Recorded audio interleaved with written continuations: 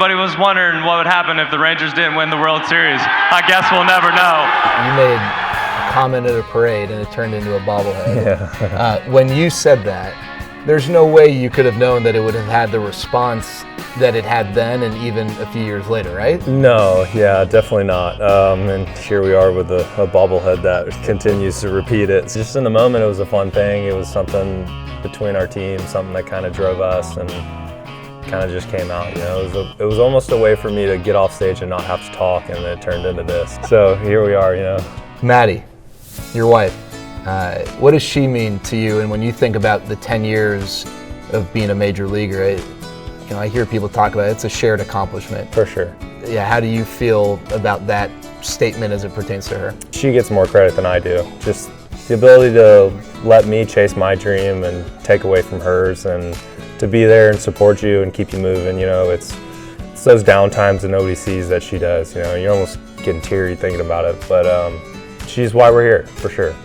People ask you about Kyle all the time. I want to ask you about Justin. What does Justin mean to you? Justin, he probably gave me the competitive edge, and probably is one of the more reasons that I am so emotionless.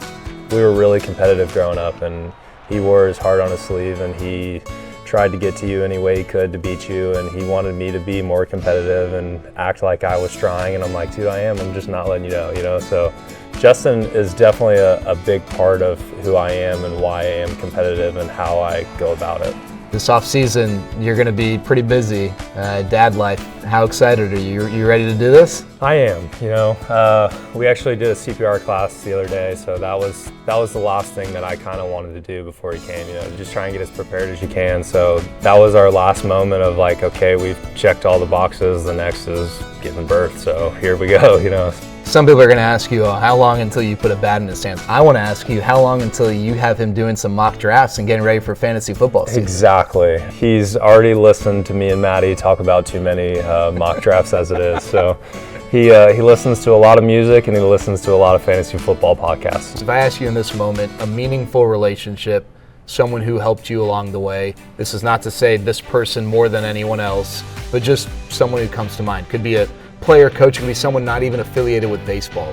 Who comes to mind? Oh man, honestly I have too many. I had a lot of good people to look up to. You know, with Chase, Howie, JT, Kirsch. You know, you have all those teammates. Even my brother. You know, we went through it for a long time. He pretty much gave me advice on every step.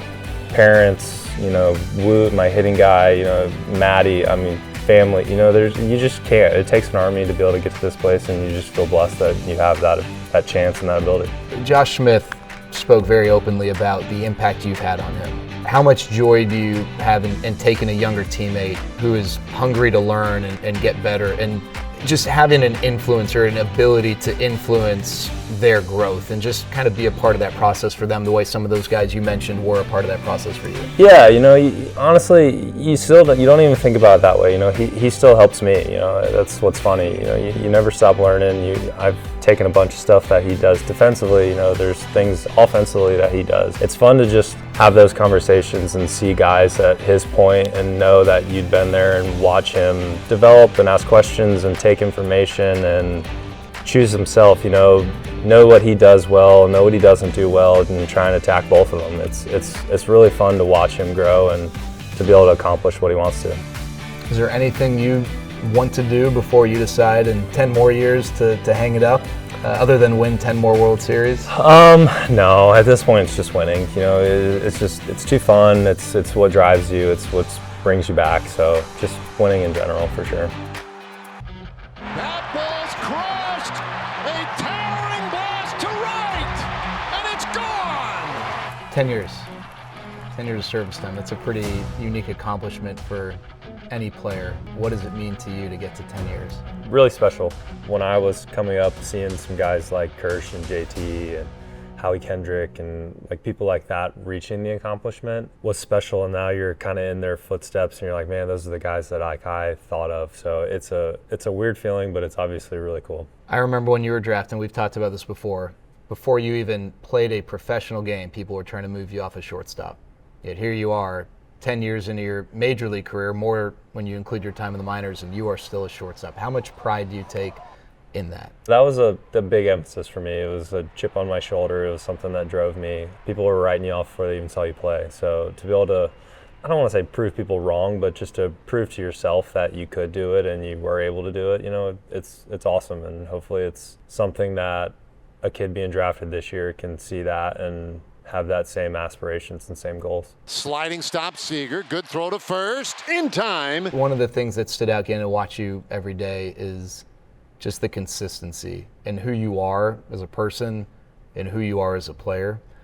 Have you always had that? Was there like a period of your career where it kind of clicked and you found a rhythm to be consistent in just your actions and your habits? I'd say that's something my parents probably just instilled in the work ethic and hard work and having ideas and goals and trying to accomplish them. So it probably started from them, and you just realize how much it helps, right, to come in and know that you're going to be prepared for the game. It's not always going to go your way. It's not always chips are going to fall where you want them to, but at least you did everything that you were ready in that moment and you just couldn't get it done. Was there ever a point where it was like, I want to be an astronaut or I want to play basketball, or was like as far back as you can remember, was it always baseball? You watch your brothers do it, you want to be a part of them, and then all of a sudden it's just kind of in front of your face and you're like, oh my God, this is real. So I don't want to say it just happened, but it was just something you always did. It was something you were passionate about.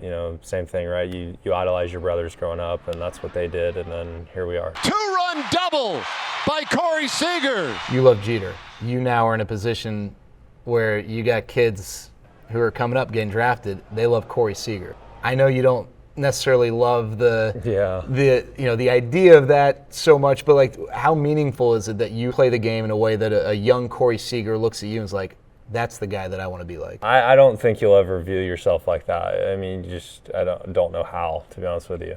But it is strange hearing guys say that, or hearing guys say that they've watched you playing in high school, and you're like, that's a really weird comment to make, like you still feel like you're in high school sometimes, so yeah, I don't know, it's strange, it's cool, but like, just going out and trying to play and be good for your team that night, and that's kind of about it.